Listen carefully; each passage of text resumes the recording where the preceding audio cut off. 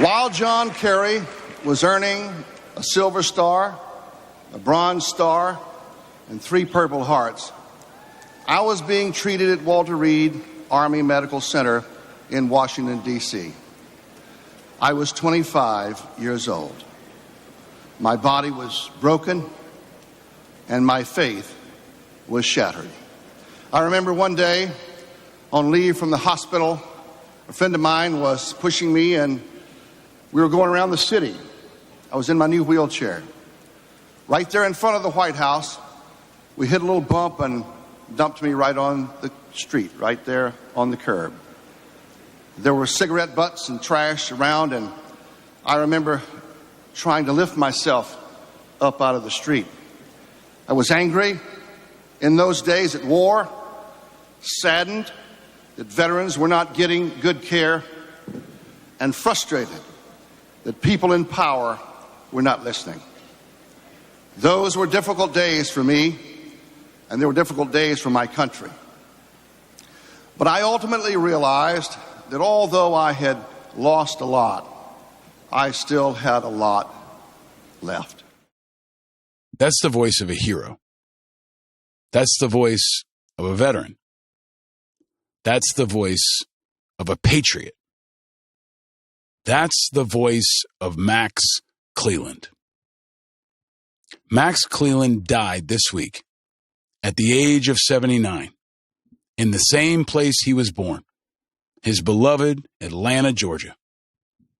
Max was a son of Georgia, a fan of the Lone Ranger, a high school basketball star, an Army captain, a triple amputee, an activist, a state senator, the youngest head of the Department of Veterans Affairs in history, a United States senator, an author, a helper, and a true American hero. Max was also my dear friend. He was my mentor. He was my hero. And he died this week, 2 days before Veterans Day. Max always wore a Mickey Mouse watch that he told people was a reminder not to take life too seriously. And he didn't.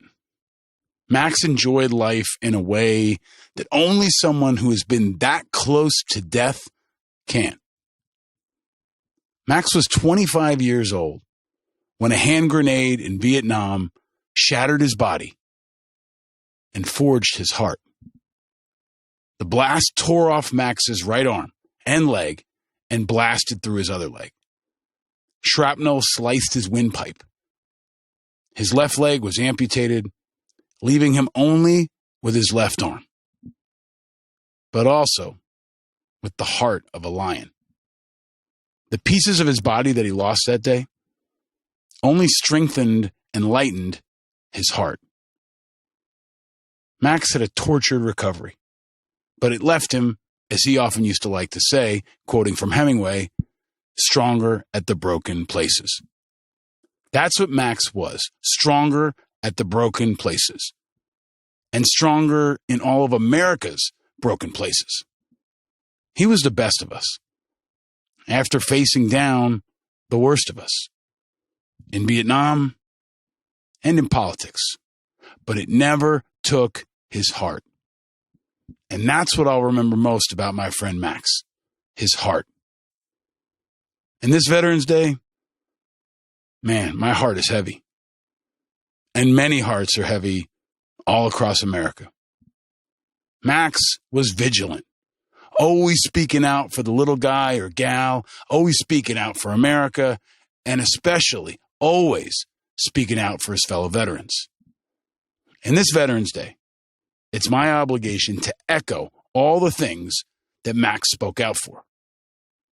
And as I grieve his passing, the only way I know to do that is to tell his story. But I can't do it myself. No way. Because his story, my story, your story, they're not our own stories. Max taught me that. They belong to the world. They belong to history.